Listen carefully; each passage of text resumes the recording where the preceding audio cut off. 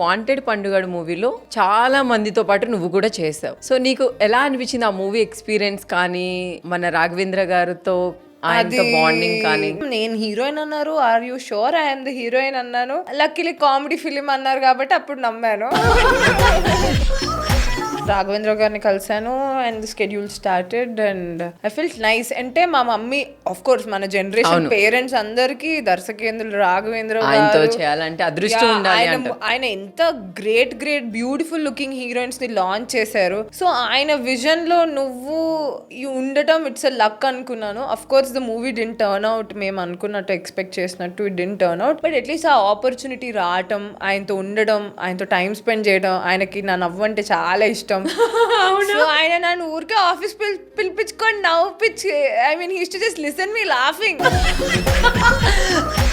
ఆయన నువ్వు ఇంత టాలెంటెడ్ అమ్మాయి, నీకు ఎందుకు ఈ పాటకి నువ్వు చాలా బిజీ ఉండాలి కదా, అసలు ఎందుకు అంత బిజీ లేవంటే, నాకు సర్వైవ్ అయ్యేంత వరకు డబ్బులు వస్తే చాలండి, మిగతా అంతా బ్రేక్.